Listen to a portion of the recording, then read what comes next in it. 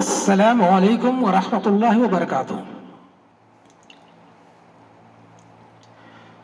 الحمد للہ وحدہ والصلاة والسلام علی عبدہ ورسولہ نبینا محمد وعلی آلہ واصحابہ اما بعد۔ دوستو، بزرگوں اور ساتھیوں، ماہ رمضان کا مہینہ چل رہا ہے جو بڑا ہی بابرکت اور مسلمانوں کی مغفرت کا مہینہ ہے۔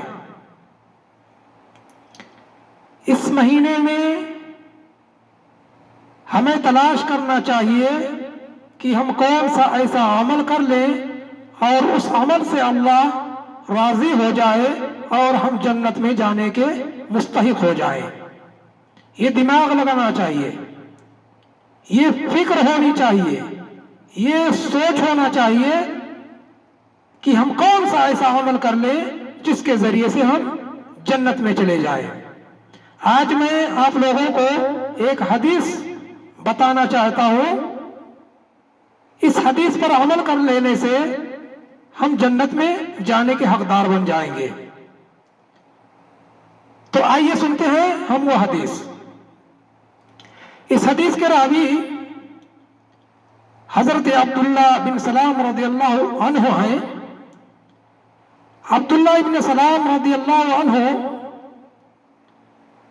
یہ جب ایمان نہیں لائے تھے تو یہ یہودیوں کے امام تھے، پادری تھے، یہ ایک گرجا کے امام تھے۔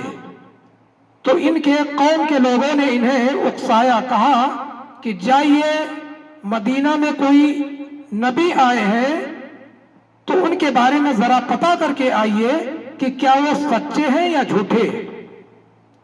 اب یہ یہودیوں کے امام ہیں عبداللہ بن سلام، ان کو بار بار اکسایا گیا، کہا گیا، خیر ایک دن وہ چل دیے مدینہ کے لیے۔ چلتے چلتے پہنچ گئے مدینہ،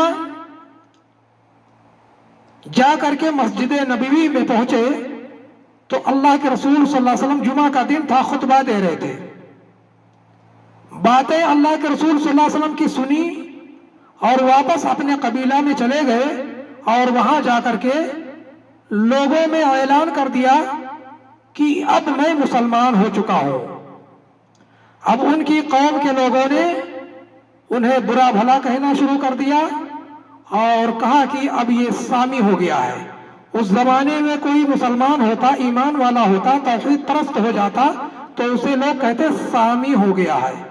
آج کے دور میں کیا کہتے ہیں؟ وہابی ہو گیا ہے۔ تو وہ عبداللہ بن سلام رضی اللہ تعالیٰ عنہ ایمان لے آئے، مسلمان ہو گئے۔ کیا سنے تھے وہ سنیے۔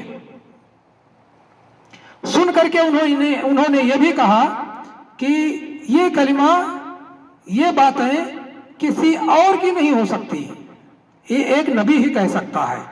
باتیں سن کر کے متاثر ہوئے، اسلام لے آئے اور مسلمان ہو گئے۔ ان باتوں پر، اس ماہ رمضان پر عمل کر کے ہم بھی جنت کے مستحق ہو سکتے ہیں، اور عمل کرنا بھی بالکل آسان ہے۔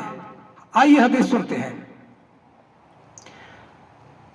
عبداللہ بن سلام رضی اللہ تعالیٰ عنہ فرماتے ہیں کہ جب میں مسجد نبوی میں دروازے پر پہنچا اور چپلوں میں بیٹھ گیا، کہتے ہیں میں چپلوں میں بیٹھ گیا دروازے پر، اور اللہ کے رسول صلی اللہ علیہ وسلم فرما رہے ہیں، یا ایھا الناس افشوا السلام وآتیموا الطعام وصلوا الارحام وصلوا باللیل والناس نیام تدخل الجنة بالسلام۔ نبی کریم صلی اللہ علیہ وسلم منبر رسول سے خطاب کر رہے ہیں، فرما رہے ہیں، اے لوگو، یا ایھا الناس افشوا السلام، اے لوگو آپس میں سلام عام کرو، سلام کا رواج دو، آپس میں لوگوں سے کثرت سے سلام کرو۔ پہلی بات. دوسری بات کیا؟ وَآتِيمُ الطَّعَامَ، ضرورت مندوں کو کھانا کھلاؤ.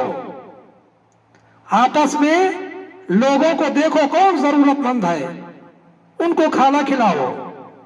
وَصِلُوا الْأَرْحَامَ، اور آپس میں لوگوں سے صلہ رحمی کرو. صلہ رحمی سے مراد یہ ہے کہ رشتہ داریوں کو جوڑ کے رکھو. کیسے جوڑ کے رکھو؟ مثلا جیسے کہ آپ کی بوا کسی کے گھر میں بیاہی ہے، اب وہ بوڑھی ہو چکی ہے، عمر قریب ہے کہ ان کا انتقال ہو جائے گا، تو ایسے گھروں میں ایک نیا رشتہ جوڑ دو. بوا کی لڑکی کو لے آؤ یا اپنی لڑکی ان کو دے دو اور رشتہ داریوں کو جوڑ لو. یہی اللہ کے رسول صلی اللہ علیہ وسلم فرما رہے ہیں وَصِلُوا الْأَرْحَامَ، رشتہ داریوں کو جوڑ کے رکھو، توڑو مت. وَصَلُّوا بِاللَّيْلِ وَالنَّاسِ نِيَامٌ، چوتھی بات اللہ کے رسول صلی اللہ علیہ وسلم فرما رہے ہیں رات کے اس وقت اٹھو جب ساری دنیا سوئی ہوئی ہو، اٹھ کر کے تہجد کی نماز پڑھو. یہ چار باتیں اللہ کے رسول صلی اللہ علیہ وسلم نے فرمائی، اور آخر میں آپ صلی اللہ علیہ وسلم نے فرمایا تدخل الجنت بسلام، جو ان چار باتوں پر عمل کر لے وہ جنت میں داخل ہوگا. جنت کی بشارت دے رہے ہیں اللہ کے رسول صلی اللہ علیہ وسلم. تو میرے بھائیو، ان چار باتوں پر عمل کرنا ہمارے لیے اس ماہ رمضان میں بہت ہی آسان ہے. پہلا کام، آپ آپس میں لوگوں سے سلام کریں، سلام کا رواج دیں، ضرورت مندوں کو کھانا کھلائیں. دوسرا کام، لاک ڈاؤن کا ٹائم چل رہا ہے، آپ جائیں لوگوں سے سلام بھی کرتے رہیں اور ضرورت مندوں کو کھانا بھی دیتے رہیں، بانٹتے رہیں. دو کام آسانی سے ہو جائے گا. تیسرا کام، رشتہ داریوں کو جوڑ کے رکھو. رشتہ داریاں اگر کہیں ختم ہونے والی ہے، ٹوٹنے والی ہے، وہاں پر نیا رشتہ قائم کر کے آپ اس رشتے کو برقرار رکھیں. چوتھا کام، اس ماہ رمضان میں ہم رات کو اٹھ کر کے تہجد کی نماز پڑھیں. اور ابھی فرصت کا مہینہ چل رہا ہے، یعنی کچھ کاروبار نہیں ہے، ہم بہت آسانی سے اس ماہ رمضان میں رات میں اٹھ کر کے تہجد کی نماز پڑھ سکتے ہیں. تو یہ چوتھا کام بہت ہی آسانی سے کیا جا سکتا ہے. چاروں کام بالکل آسانی سے ماہ رمضان میں کیا جا سکتا ہے. تو یہ چاروں کام ہم اگر کر لے جائیں گے اور کریں گے تو اللہ کے رسول صلی اللہ علیہ وسلم نے فرمایا تدخل الجنت بسلام، تم سلامتی کے ساتھ جنت میں جاؤ گے. تو میرے دوستو، اس حدیث پر عمل کریں اور جنت کے مالک بن جائیں. انشاءاللہ اس کے بعد اور بھی حدیثیں میں آپ کو بتاؤں گا جس میں اللہ کے رسول صلی اللہ علیہ وسلم نے جنت میں جانے کی بشارت دی ہے. ان کاموں کو سنیں اور اس پر عمل کریں اور جنت میں جانے کے حقدار بن جائیں. اللہ ہم سب کو عمل کرنے کی توفیق دے اور اس ماہ رمضان میں اللہ کو راضی کر کے اپنی مغفرت کروا لے اور مغفرت کروا کے ہم جنت میں جانے کے مستحق بن جائیں. اللہ ہم سب کو ایسا عمل کرنے کی توفیق دے جس عمل سے ہم جنت میں جانے کے مستحق بن جائیں. السلام علیکم ورحمۃ اللہ.